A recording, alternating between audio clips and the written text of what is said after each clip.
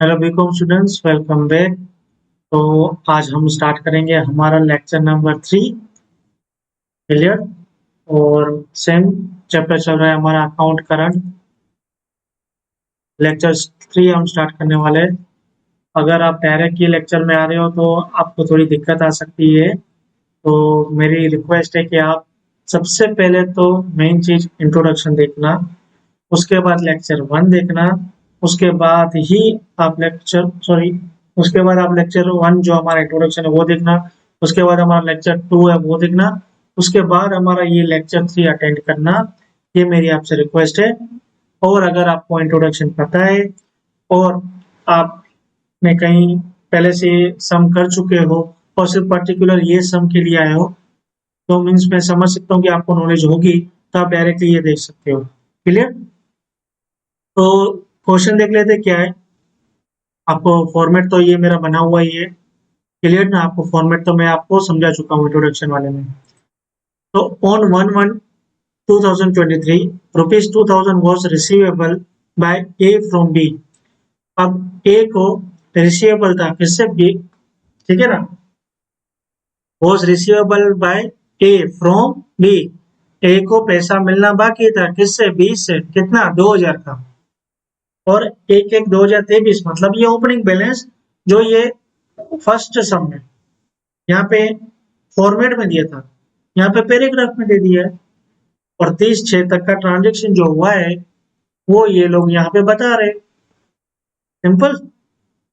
मुझे अभी इतना पहले सबसे पहले पता लगाना है कि डेटर कौन है, क्रेडिटर कौन है। और पहली बात तो ये है कि मैं इस चैप्टर में कौन हूँ? क्रेडिटर हूँ। ठीक है ना। तो मुझे पता लगाना है पहले मैं ए हूँ या बी हूँ। क्लियर। तो यहाँ पे क्या लिखा है? Prepare and current account to B sent by A to B. Sent कौन कर रहा है? ए। किसको सेंट कर रहा है? बी को। तो यहाँ पे मैं हो जाता हूँ ए, तो मेरा नाम आएगा पीछे क्योंकि मेरे है ये बुक्स। किसका बुक्स? वो पीछे। और किसका अकाउंट बनेगा फिर? ये बी का अकाउंट बनेगा। और डेट तो मैंने यहाँ पे स्टार्टिंग में देख ली थी ना, 1/1/23 से लेके 30/6/23। अब एक और चीज बता दो, लीप ईयर का बहुत फंडा होता है। तो क्योंकि वहां पे फरवरी के 29 डेज आ जाते हैं और इसमें काफी सम लीप ईयर वाले हैं। और एग्जाम में मैं मानता हूँ कि लीप ईयर वाला सम आ सकता है। तो मुझे वो ईयर लीप ईयर है कि नहीं है उसका पता कैसे लगाना है। तो जो भी आपका ईयर है, तो ये कौन सा ईयर है? 2023। इसको डिवाइड बाय 4 कर दो, तो मेरा आंसर आ रहा है 505.75। तो ये लीप ईयर नहीं है क्योंकि आंसर किस में आ रहा है? फ्रैक्शनल में आ रहा है। अगर 2024 की बात कर दो, उसको डिवाइड बाय 4 कर दो तो 506 आ रहा है। तो ये फिक्स्ड परफेक्ट आ रहा है, फ्रैक्शनल में नहीं आ रहा है। तो ये लीप ईयर है और आप जाके देख लो 2024 में 29 फरवरी आता है। क्लियर। यहां तक आप समझ गए। अब मैं यहाँ पे क्या करूंगा? ट्रांजेक्शन को नोट डाउन करूंगा। वापस से कह रहा हूं, पहला स्टेप मेरा क्या है? Date, particular, amount. ठीक है। तो वो मैं स्टेप फॉलो करूंगा। अगर आपको ये समझ में दिक्कत आ रही है कि मैं क्या बोल रहा हूँ स्टेप 1, तो आप मेरा लेक्चर नंबर जो 2 है वो जरूर देखना। वहां पे मैंने अच्छे से समझाया हुआ है। तो ये मेरा स्टेप 1 होता है कि मैं यहाँ पे सिर्फ डेट, पर्टिकुलर और अमाउंट जो क्वेश्चन में दिया है, ये 3 कॉलम, ये 3 कॉलम ही यहाँ पे फिल करता हूँ। अब ये डेबिट साइड आएगा या क्रेडिट साइड आएगा, ये डिपेंड करेगा एंट्री पे। मुझे डेबिट की 3 कॉलम और क्रेडिट की 3 कॉलम ही फिल करनी है। अभी फिलहाल ड्यू डेट, डेज और प्रोडक्ट ये मैं फिल नहीं करने वाला हूँ क्योंकि मेरा स्टेप 1 बोलता है मुझे कि अभी सिर्फ मैं डेट, पर्टिकुलर, अमाउंट फिल करूंगा। तो पहली एंट्री क्या बोलती है? 15/1/2023। डेट हमें पता है। बी ने सोल्ड किया गुड्स टू ए। अब मैं कौन हूँ? ए। और किसने मुझे गुड्स सोल्ड किए? बी ने। तो बी मेरा कौन था? डेटर। मतलब मेरी परचेस हो गई। मतलब क्या हो गया? मतलब मेरी परचेस हो गई। यहाँ पे ऐसा थोड़ी लिखा है कि ए ने सोल्ड किया बी को, यहाँ पे लिखा है बी ने सोल्ड किया ए को। तो मुझे सेल किया गया है, तो मैंने यहाँ पे मेरी क्या हो जाती है? परचेस। और परचेस में कहाँ पुट करूंगा? मैं क्रेडिट साइड पुट करूंगा। पहले मैं ओपनिंग बैलेंस तो पुट कर दूं। अब यहाँ पे ए का रिसीवेबल था बराबर ना, 20 है कितना 2000, तो ये तो सही है। डेट 1/23 11/23। यहाँ पे मैं लिखूंगा टू बैलेंस ब्रॉड फॉरवर्ड और कितना था 2000 रुपए। अब सेकंड एंट्री हमने क्या देखी थी, परचेज की। ए के लिए परचेस, मैं कौन हूं ए, 15/1/23। यहाँ क्या लिखूंगा मैं, बाय परचेस अकाउंट, और कितना प्राइस है यहाँ पे देखोगे तो आप 1000 है, तो यहाँ पे 1000 पुट कर दीजिए। नहीं, मैं ड्यू डेट अभी नहीं लिखूंगा, मैं डेज भी अभी नहीं लिखूंगा, मैं प्रोडक्ट भी अभी नहीं लिखूंगा। अभी मैं सिर्फ 3 चीजें लिखूंगा, date, particular amount. Second entry 5/2/23 को बी ने परचेस किया गुड्स फ्रॉम ए, मतलब हमारा यहाँ पे सेल हुआ है, हम सेल कर रहे हैं किसको, बी को। क्लियर। तो अकाउंट की एंट्री कहाँ है कि डेबिट साइड या क्रेडिट साइड, डेबिट साइड। हमारे बुक्स है, तो हम सेल कर रहे हैं, ठीक है ना, तो हमारी एंट्री कहाँ नहीं आनी चाहिए, डेबिट साइड आनी चाहिए। अब ये ड्यू डेट पे मैं देखूं क्या, नहीं, मेरा स्टेप 1 चल रहा है अभी, ड्यू डेट डालना स्टेप 2 में आता है। ठीक है, तो अभी मैं सिर्फ एंट्री पुट करूंगा 5/2/23, मैंने किया सेल बी को, कितना 900। अब चलते हैं नेक्स्ट एंट्री में, ए पेड कैश टू बी, मैंने कैश पे किया बी को। तो जब कभी भी मैं कैश पे करता हूं तो मेरा अकाउंट डेबिट होता है बी के अकाउंट में। तो यहाँ पे क्या हो जाता है 18/2/23,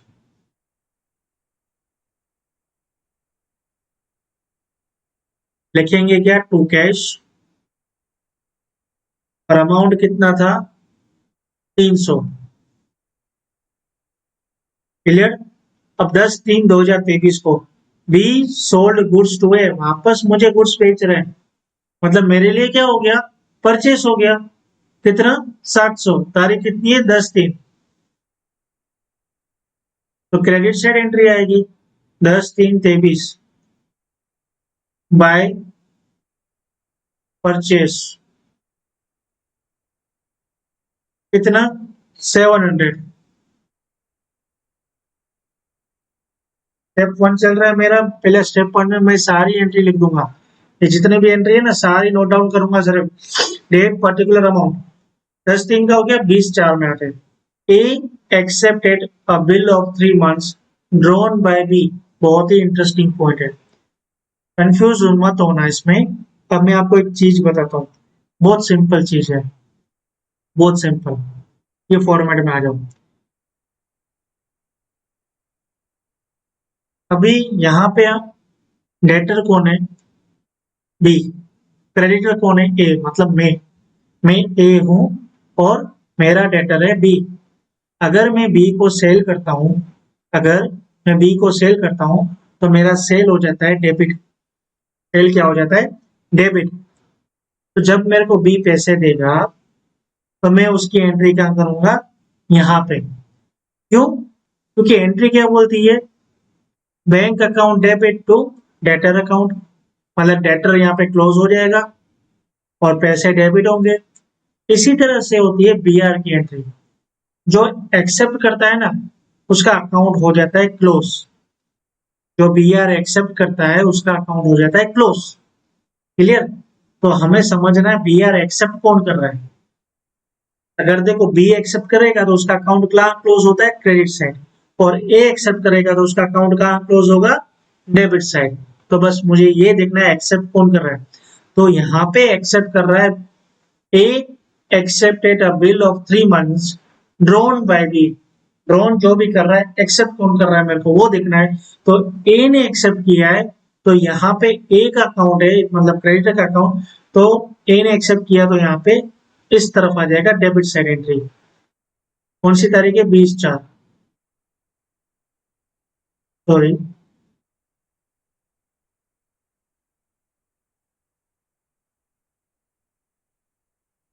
और यहाँ पे क्या लिखूंगा, टू बी आर अकाउंट। कितना लिखूंगा, जो अमाउंट दिया है 1200,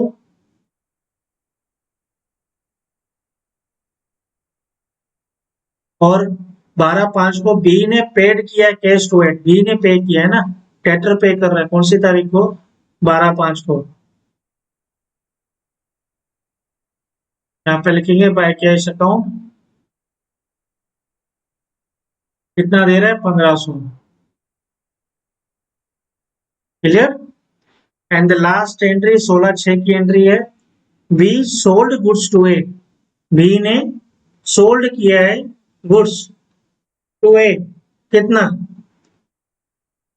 1000। तो मेरे लिए क्या हो गया, परचेस हो गया वापस। तो एंट्री कहाँ आएगी, क्रेडिट साइड। तो 16/6/23 को 1000 की एंट्री डाल दो, बाय परचेस।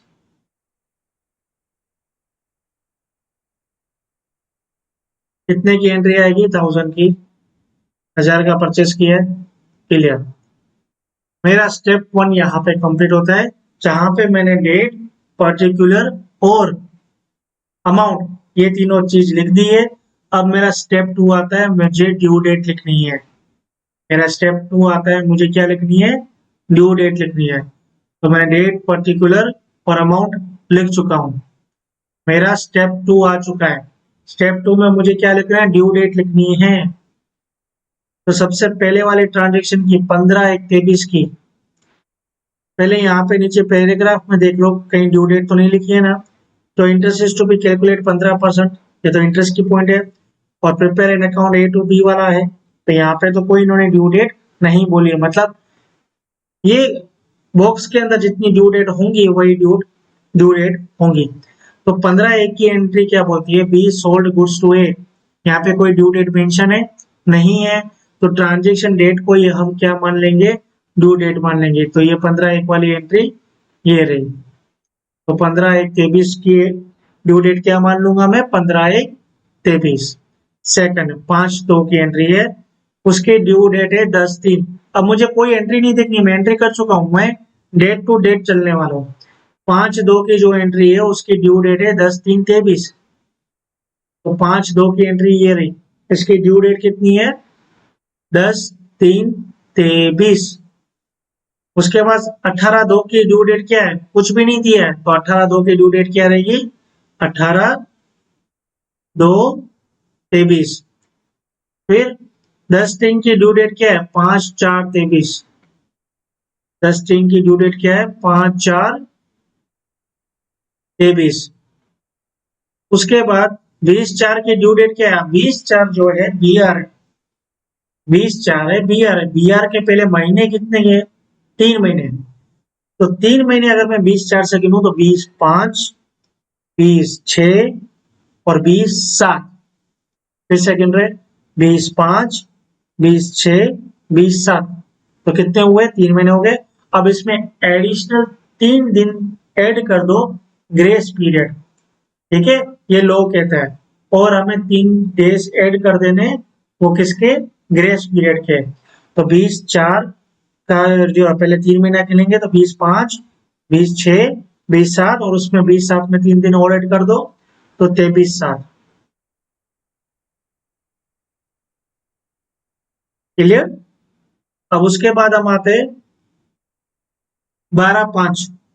तो 12/5 में कोई ड्यू डेट नहीं है, तो ये एज इट इज लिखेंगे 12/5। और 16/6 उसकी ड्यू डेट है 5/7।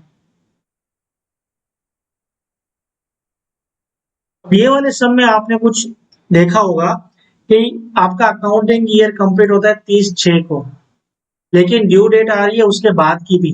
तो इसको एक तरह के रेड इंक इंटरेस्ट बोलते हैं, क्या बोलते हैं, रेड इंक इंटरेस्ट। मतलब हमारा अकाउंटिंग ईयर कंप्लीट हो जा रहा है, लेकिन ड्यू डेट उसके बाद की आ रही है। तो यहाँ पे मुझे डेज कैसे काउंट करने हैं वो मैं आपको एक्सप्लेन करूंगा। और दूसरी बात ये कि मेरा स्टेप 2 कंप्लीट हो चुका है। स्टेप 1 में मैंने क्या लिखा था, डेट, पर्टिकुलर, अमाउंट, दोनों साइड, वो मैंने नोट डाउन कर लिया था। और स्टेप 2 में मैंने ड्यू डेट डाल दी है। अब स्टेप 3 काउंट करूंगा, उसमें मैं काउंट करूंगा डेज। स्टेप 3 में मैं क्या काउंट करूंगा? डेज। तो चलिए स्टेप 3 के डेज काउंट करते हैं। सबसे पहले डेबिट साइड से शुरुआत करते हैं। तो 1/1/23। तो मैं आपको कहा था कि जब कभी भी ओपनिंग की बात आती है तो ओपनिंग में इस तरह से मत करना कि जनवरी का महीना है 31, उसमें से ओपनिंग डेट है मेरी 1, तो मैं 1 माइनस कर दूं। नहीं, उसमें इंक्लूसिव आती है, मतलब 1 तारीख को भी गिनना है। तो जनवरी के डेज कितने? 31। फिर क्या आता है आपका? फरवरी। तो 23 लीप ईयर नहीं है, मतलब 28। फिर उसके बाद क्या आता है? मार्च, फिर अप्रैल, फिर मई, फिर जून। तो टोटल 181 डेज आपके आगे ओपनिंग के। उसके बाद सेकंड ट्रांजेक्शन की डेट देखते, तो 10/3 है, मतलब मार्च। तो 31 माइनस 10 कर ले पहले। तो मार्च महीने के 21 डेज। अब अप्रैल, मई, जून। तो अप्रैल के 30, मई के 31 और जून के 30। तो 112 डेज। अब थर्ड ट्रांजेक्शन के मैं देख लेता हूँ। तो फरवरी है, तो 28 माइनस 18। तो फरवरी के 10 डेज। फिर मार्च, अप्रैल, मई और जून। तो 132 डेज।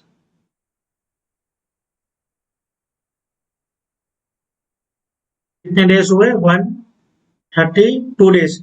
अब लास्ट ट्रांजेक्शन में आप देख रहे हो, मेरा अकाउंटिंग ईयर 30/6 को कंप्लीट हो रहा है। ड्यू डेट है 23/7 की, मतलब ये आगे जा रही है। तो यहाँ पे आप फिगर करोगे माइनस में, क्योंकि ड्यू डेज बाकी होते तो हम प्लस में लिखते। तो यहाँ पे कितने डेज माइनस हो जाएंगे? 30/6 को तो खत्म हो गया। तो जुलाई के महीने के जितने भी दिन होंगे वो माइनस में होंगे। क्लियर? अब नेक्स्ट क्रेडिट साइड आ जाते हैं। तो मेरी ड्यू डेट है 15/1, तो पहले 31 में से 15 माइनस कर लेते हैं। तो जनवरी के 16, फिर फरवरी, फिर मार्च, अप्रैल, मई और जून। तो 166। उसके बाद सेकंड ट्रांजेक्शन मेरा 5/4 का है।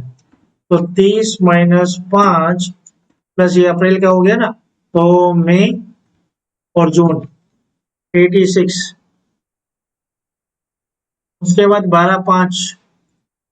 तो मई के पहले निकाल देते, 31 माइनस 12 19। और जून के 30 प्लस कर दो तो 49। उसके बाद लास्ट वाला ट्रांजेक्शन देखोगे तो जुलाई में जा रहा है। 30 को तो मेरा कंप्लीट हो जा रहा है ना, तो मेरे एक्स्ट्रा डेज कितने चले गए? 5। तो ये हो जाएगा -5। ये मेरा हो जाएगा -5। अब मैं करूंगा, मेरा ये कौन सा स्टेप कंप्लीट हुआ? स्टेप नंबर 3 कंप्लीट हुआ। सबसे पहले स्टेप नंबर 1 कंप्लीट किया था, डेट पर्टिकुलर अमाउंट। उसके बाद सेकंड स्टेप था मेरा ड्यू डेट लिखने का। थर्ड स्टेप था मेरा डेज लिखने का। अब मेरा लास्ट फोर्थ स्टेप, ये कॉलम भरने वाला स्टेप की बात कर रहा हूँ, प्रोडक्ट निकालना है। तो मैं पहले डेबिट साइड के टोटल करता हूँ। तो 2000 मल्टीप्लाई 181, तो 3,62,000।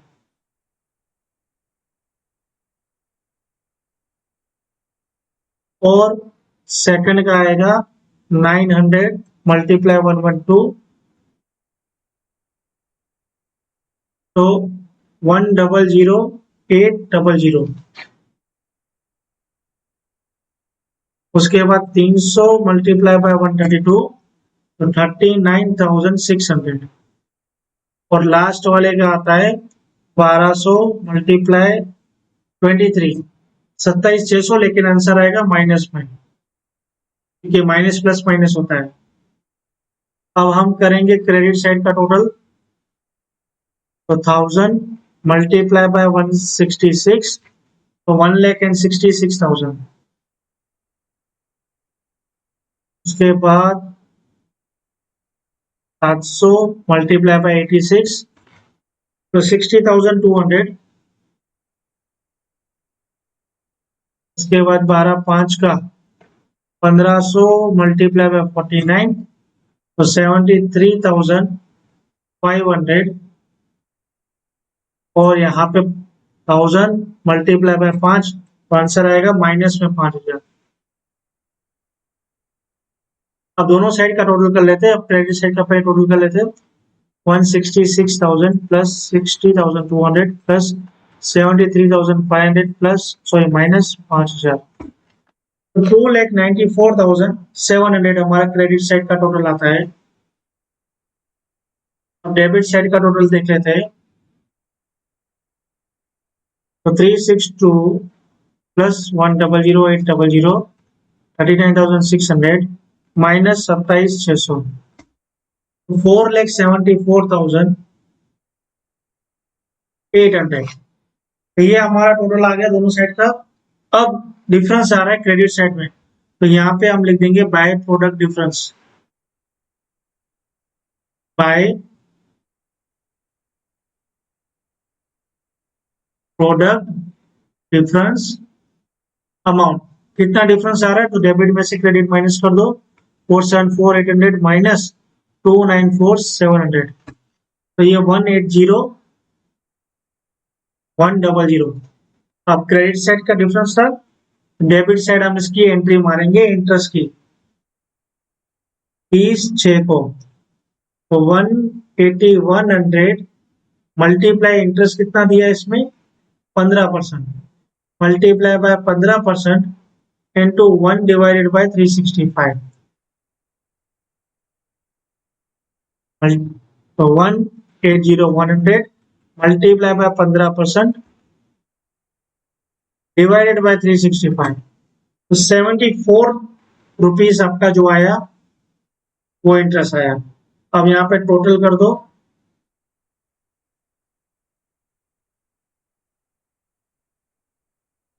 तो ये तो टोटल आपका आ जाएगा 4,74,800। ये भी आपका टोटल आ जाएगा 4,74,800। अब यहाँ पे टोटल देख लेते हैं डेबिट साइड कितना आ रहा है। इंटरेस्ट साइड वाले कॉलम का 2,000 प्लस 900 प्लस 300 प्लस 1,200 प्लस 74, तो 4,474।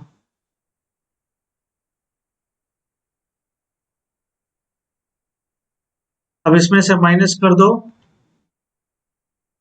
तो डेबिट साइड, तो 4,474 माइनस 1,700 माइनस 1,500 माइनस 1,000, 274 आपका क्या आ जाता है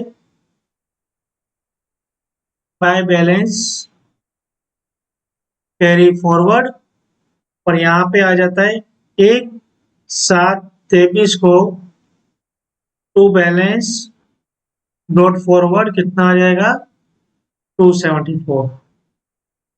क्लियर। तो यहाँ पे आपका लेक्चर नंबर जो हमारे कौन सा लेक्चर नंबर 3 था वो कंप्लीट होता है। और सम नंबर कौन सा था हमारा, सम नंबर 2 था। अब हम मिलेंगे नेक्स्ट लेक्चर में न्यू सम के साथ, तब तक के लिए बाय बाय।